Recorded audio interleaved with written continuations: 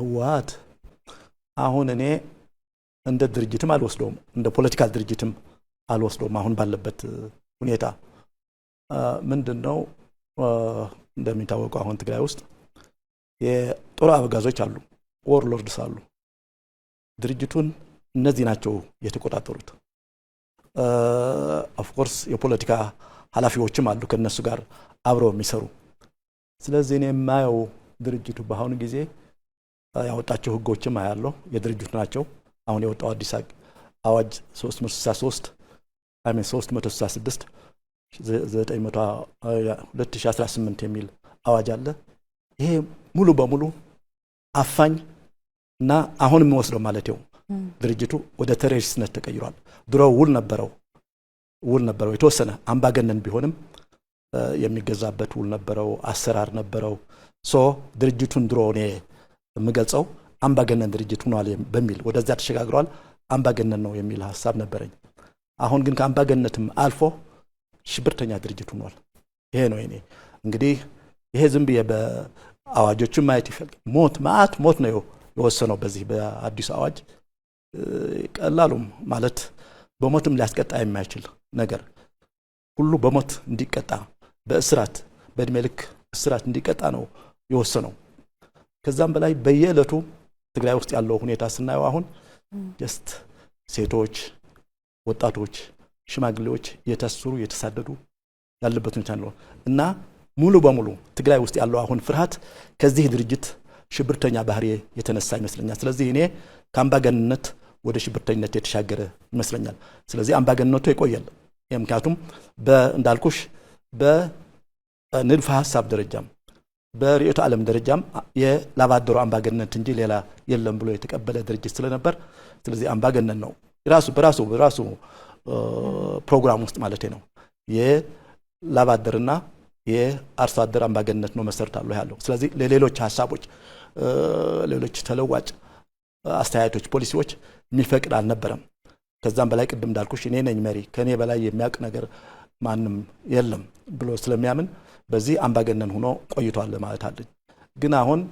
እንዳልኩሽ ከአምባገነንነት ተሻግሮ ወደ ሽብርተኛ ድርጅት ተሻግሯል ከፕሪቶሪያው ስነት በኋላ እንግዲህ የራስን እድል በራስ መወሰን የሚለው አሻሚ ነገር የያዘ ይንቀሳቀስ ነበር አሁን እንደገና አሁን ባለው ሰነድና አካሄድ ደግሞ ይሄ ዲፋክቶ ስቴት የራስ የመንግስት መሰረት አለው የሚለው እንዲያውም አሁን የትግራይ ክልላዊ መንግስት እኮ አይልም የትግራይ መንግስት ነው የሚለው ማለት ነው እንደ አንድ ራሱን የቻለ ዲፋክቶ ስቴት ወስዶ ነው እየተንቀሳቀሰ ያለ ስለዚህ ይሄን ሲያደርግ ብዙ ህጎችንና ህገ መንግስቱን እሱ ያጸደቀውን ህገ መንግስት ጥሷል እንደሚታወቀው ከሻዕቢያ ጋር እየተገናኘ ነው ከውጭ ኃይላት ጋር እየተገናኘ ነው ይሄም ያለ ህገ መንግስቱ ዕውቅና የራሴ ነኝ ብሏል ፕሪቶሪያን አፍርሷል ብዙ በወንጀል የሚያስጠይቁት ነገሮችን ያፈረሰ ነው የሚገኘው ይሄ ሁሉ የሚያደርገው ወደ ጦርነት መግባት ይፈልጋል አሁን እንግዲህ ሁለት ጊዜ እየተሳሳተ ነው በ2018 አሚና 13 እንዳልኩሽ ማዕከላዊ መንግስት ወድቋል የሚል ግምገማ ነበረው ወድቋል ስለዚህ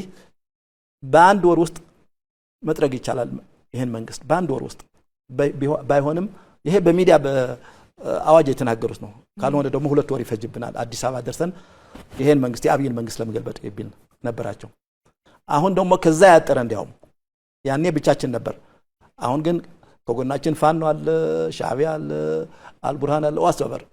ሁሉም ጎናችን ስላሉ የሚወስድብን አንዳንዶች የሚሉት በቀናት የሚቆጠር የሚል ነው በቀናት ነው የሚቆጠረው አብይን ለማፍረስ ነው የሚሉት እንግዲህ አንዳንዶቹ ያፈዙባቸዋል እንኳን በወራት በሳምንት ከትግራይ ወደ አዲስ አበባ እንኳን በእግር ለመጓዝ